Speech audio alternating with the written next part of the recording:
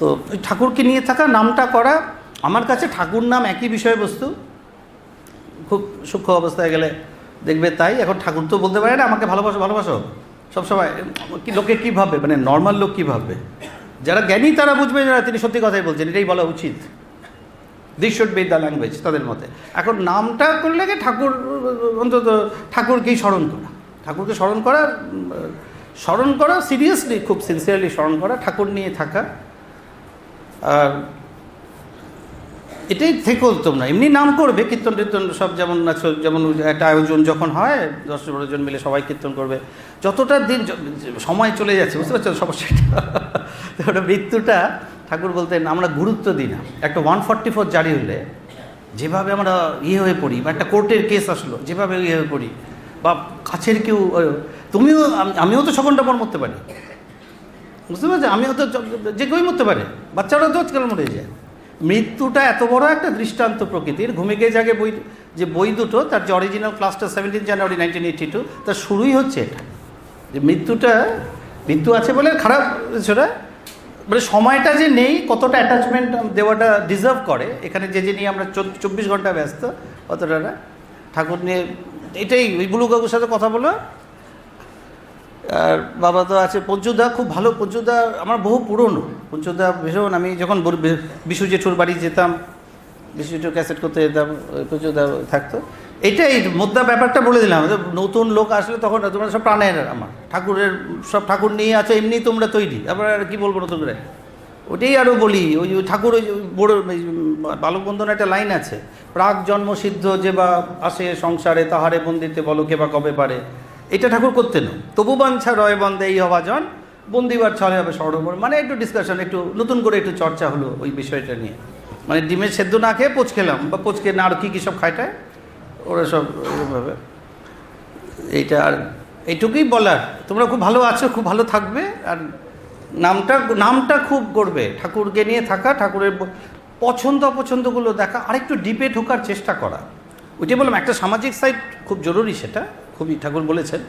আরেকটা এত পাওয়ারফুল একটা ফিলসফিক্যাল আছে, তুমি ওটা যদি বুঝতে পারো সত্যিকারের, ওই বলছি না 2-3 লোক কোয়ান্টাম ফিজিক্সের লোকের সাথে তর্ক, ওটার কোনো মানে হয় না। কিন্তু কোয়ান্টাম ফিজিক্স জানা লোক যেমন কোয়ান্টাম ফিজিক্স এক্সচেঞ্জ করতে পারে, এই সাবজেক্টটাও তেমনি, কোয়ান্টাম ফিজিক্স বলছি ওই অর্থে, ওই আধ্যাত্মিকতা সাবজেক্টটা যাদের জানা, তারা ঠাকুরের জিনিসগুলোকে যখন বুঝতে পারছে, বা যারা এসেছিলো আছে আমার কাছে আসে মাঝে মাঝে এমন অনেকে, দ্যাটস চেকমেট। ওখানে কোনো কথা বলার জায়গা নেই, বুঝেছো ঠাকুরের ভাবনাটা। তো ওইটা নিয়ে ডুবে থাকো। আর কারণ কোনো বক্তব্য, আমি ওই সাইডটা নিয়ে আছি, সামাজিক সাইডটা হয় না কেন, এটাকে একটা ছোটো করে বলে রেখে দেবো। এটাকে, এই পৃথিবীটা অ্যাকচুয়ালি লাইফটা কি,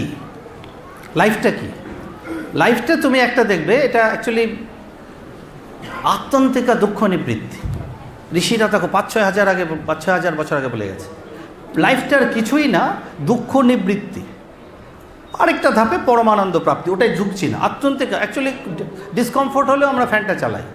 এই যে চাকরি বাকরি যা করি আমরা সব, কিন্তু মানে খিদের কষ্টটা আছে বলে, হোয়াটএভার যা করে এখানে সব খেতে, চাকরি করছে, সকাল থেকে রাত অবধি বা সারাটা জীবন ধরে ভালোবাসা, প্রেম করা, চাকরি করা, রাগ করা, মেজাজ করা, মানে আমার অপছন্দের কিছু হলে আমরা রাগ, মানে আমার ডিসকমফোর্টটা আমরা মানতে পারি না। গরম লাগলে ফ্যান চালাবো, মুখের প্রতি বিরক্ত হলে ঘুষি মেরে দেবো, দ্যাটস রাগ। একজনকে খুব পছন্দ হলে, মানে আমার অভাব আছে বলে আরেকজনকে পছন্দ হচ্ছে, তাকে ভালোবাসলাম, তো এটা ইমোশনসগুলো যে ব্যয় করছি সেটা আত্যন্তিকা দুঃখ নিবৃত্তি। এটাকে চতুর্বর্গ, এটাকে ওই জন্য লাইফটাকে বলা। এটা কিভাবে আসে?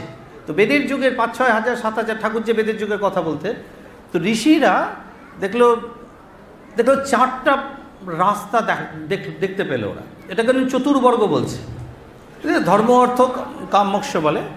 এগুলো ঠিক এইখানকার অর্থে ধর্ম অর্থ কাম মোক্ষ না, এগুলো ওই জন্য ফিলসফিতে এপিস্টেমোলজি খুব জরুরি। মানে এটিমোলজি, এপিস্টেমোলজি শব্দগুলো ওই মহেন্দ্রনাথ সরকারের এতেও দেখবে আছে, মানে অর্থগুলো বুঝে নেওয়াটা। অ্যাকচুয়ালি ধর্ম বলতে এই মুহূর্তে কী বলতে চাইছে? ধর্ম বলতে রিলিজিয়ান, ধর্ম বলতে মরালিটি, ধর্ম বলতে এথিক্স, রেশনাল এথিক্স যায়। তো ওই জন্য সব থেকে নিচের স্তরটাকে ধরা হয় কাম। কাম বলতে সেন্স অর্গানস দিয়ে তুমি যা যা যেখান থেকে ডিরাইভ, বুঝতে পারছো বাবা? তুমি যে দাড়িওয়ালা সেন্স অর্গানস দিয়ে, এটা ইন্দ্রিয় এর উপর দাঁড়িয়ে আছে তারা। সেন্স অর্গানস দিয়ে তুমি ভাল লাগছে না দার্জিলিং, খাবার ভালো খেতে ইচ্ছা করছে, একটু হোটেলে গিয়ে খেলাম, সিনেমা দেখতে গেলাম, প্রেম ভালোবাসা যা কিছু বলো, এই লোয়েস্ট সেন্স অর্গানস দ্বারা মানে অ্যাকচুয়ালি কিন্তু শান্তি পেতে চাইছি আমরা। এর একটু সামান্য অল্প উপরে ধরো অর্থ। অর্থ বলতে এখানকার অর্থ মানে এটা আরেকটা বর্গ, চতুর্বর্গের দ্বিতীয় বর্গ। অর্থ বলতে তুমি ধরো ছেলের জন্য রোজগার করছো, মায়ের জন্য রোজগার করছো, ওটা ডাইরেক্ট তোমাকে তৃপ্তি দিচ্ছে না, কিন্তু তোমার রোজগারের টাকায় তোমার ডাইরেক্ট সেন্স অর্গানস ইউজ হচ্ছে না, কিন্তু কোথাও একটা ফাইনার তৃপ্তি দিচ্ছে। এটা গেল প্রথমটা কাম, ডাইরেক্ট তোমার অর্থ। মানে মানুষ শান্তি পায় কী কী রাস্তা দিয়ে, এটা এই 2 নম্বরটাই মেনলি চারিদিকে পাবে। I should say 99 point recurring, not আর নয়। চারিদিকে যা দেখো, হোয়াট এভার, সে মন্ত্রী হোক, বড় হোক, নোবেল, ইট ডাজন্ট ম্যাটার। কথাটা বুঝেছো? ওই ব্যাপারটা, বিষয়বস্তু এই, তারা এই দুটোর বাইরে নর্মালি দেখা যায় না। 3 নম্বর ধাপটা যেটাকে ধর্ম বলা হচ্ছে, আমি মডেল এবং মানে এথিক্স এই জায়গা থেকে দেখলে, এখানে এরা প্রথম দেখলো যে এই দুটো মানে এই শান্তি কিন্তু খুঁজে চলেছি আমরা হাজার হাজার বছর ধরে, আমাদের পূর্বপুরুষরা খুঁজে গেছে, আমাদের পরেও যারা আসবে তারাও খুঁজবে। এবার যে জিনিসটা বাচ্চা থেকে আমরা খুঁজছি, তুমি দেখো মুখগুলো দেখো, কেউ শান্তিতে নেই, শান্তির অভাব আছে। মানে এরা ঋষিরা বুঝলো you are searching the right thing at the wrong place, ভুল জায়গায় খোঁজাখুঁজি হচ্ছে এতদিন। এই থেকে স্পিরিচুয়ালিজমটা বেরোলো 5, 7, 8 হাজার বছর আগে, বুঝতে পেরেছো? ঠাকুরের ভাবনা চিন্তাটা। তো ধর্ম বলতে তখন ওরা দেখলো যে ওই মরাল এবং এথিক্সের উপর দাঁড়িয়ে সবার জন্য করা, মানে এতক্ষণ তো ছিল আমি ডাইরেক্ট তৃপ্তি পাবো, নয় আমার পরিবার পাবে রোজগারটা, অর্থ, প্রথমটা কাম, পরেরটা অর্থ। ধর্ম হচ্ছে সবার জন্য করা, সেলফলেসলি করা, এটা কর্মযোগ, যার কথা ঠাকুরও বারবার বলছেন। আরেকটা পথ নিল দ্বৈতবাদীরা, যারা ঈশ্বর বিশ্বাস করে, তারা বলল ঈশ্বরের জন্য প্রদত্ত ভক্তি। তো এটা যদি সিনসিয়ারলি করা যায়, দিস আর রাইট।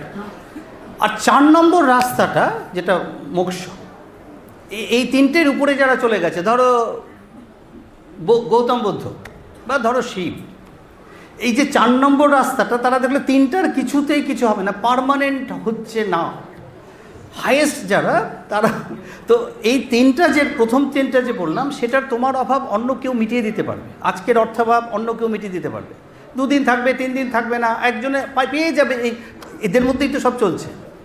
কিন্তু 4th যে স্টেটটার কথা বললাম, মোক্ষ বলতে মুক্তি না, এটা ওই জন্য মানে এপিস্টেমোলজি খুব জরুরি ফিলসফিতে আনা, মানে আলটিমেট রাস্তা ওরা বলছে। ঠাকুরের ভাষায় তান্দা পিপাসা, ঠাকুর মোক্ষ পরে আসছেন, 2-3টে শব্দের লাইনের পরে আসবেন, ঠাকুর মোক্ষতে আসবেন না, মোক্ষ টাচ করবেন এবং চলে যাবেন। এই জায়গাগুলো খুব ইন্টারেস্টিং বোঝা। ঠাকুরের জন্য ঠাকুরের তত্ত্বের, ঠাকুরের ফিলসফিটা খুব ডিপ ডাউনে বোঝাটা খুব জরুরি। সাপোজ আস্ট, আমি মাঝখানে একদিনের জন্য যেতে হয়েছিল দিল্লিতে, যে এক লাইনে তুমি বলো, he or she, it was she, একজন সন্ন্যাসিনী জিজ্ঞেস করেছিলেন যে হোয়াটস দ্য ডিফারেন্স বিটুইন অদ্বৈত বেদান্ত, গৌতম বুদ্ধের শূন্যবাদ অ্যান্ড ঠাকুর। এখন ঠাকুর কেন মাস্টারি, আমি দেখলাম ও প্রিপেয়ার্ড আছে, ওকে যে পয়েন্টটা নিলেও নিতে পারবে, এই উত্তরটার জন্য ওয়েট করছে। এখন অদ্বৈত, এখন দেখো যে কোনো কিছু যদি আমরা ধরি, দ্যাটস এ বরোড প্রপার্টি। যে কোনো কিছু একক বলে, মানে ইউনিটারি অর্গ্যানিক বলে কিছু হয় না, that's made of something else.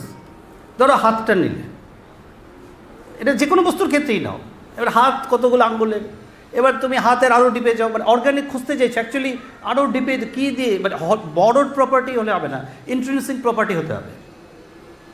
মানে ধরো আলু সিদ্ধ করছো, এবার আলুটা গরম হলো গরম জলে, তো সেটা কিছুক্ষণ পর ঠান্ডা হয়ে যাবে। মানে যে কোনো কিছু, বিশ্বের যে কোনো কিছু বরোড, তার কোনো পার্মানেন্টই নেই। আগুনের কিন্তু ব্যাপার না, আগুন জ্বললেই সেটা আগুন দেবে।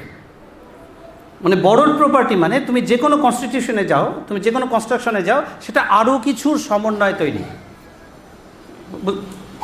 তাই না সোনালিদি, বুঝতে পেরেছো না? এবার তুমি হাতটা এবার তুমি ডিপ ডাউন, তুমি কাটতে কাটতে যাও, you will get tissues, you will get cells. আরও ডিপে যাও, তুমি ভিতরে ঢেকে যাও, সাইটোপ্লাজম, প্রোটোপ্লাজম, মাইটোকন্ড্রিয়া, ডুমবাকডুম, এটা সেটা সব। আলটিমেটলি তুমি পৌঁছে যাবে একদম পরমাণুতে, একদম পরমাণু। এখন যেমন ফিজিক্স ধরো কোয়ার্ক অব্দি গেছে, স্ট্রিং থিওরি অন্যভাবে ব্যাখ্যা করে, ওয়েল ইটস ওকে। এইবার এই যে তুমি ডিপ ডাউনে খুঁজে পাচ্ছ না, ঠাকুরদেব কাউকে তুমি খুঁজলে কাটলে কখনো খুঁজে পাবে না, আলটিমেট খুঁজে পাওয়া যায় না।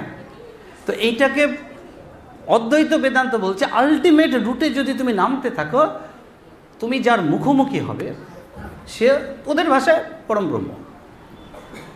এটা অদ্বৈত বেদান্তের ভাবনা।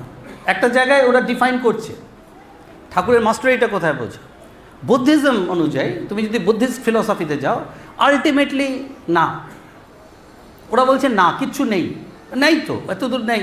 ওরা বলছে একটা কিছু পাবে, whatever it is, that's পরমব্রহ্ম বা হিরণ্যগর্ভ যাইব, এটা কিছু পাবে না।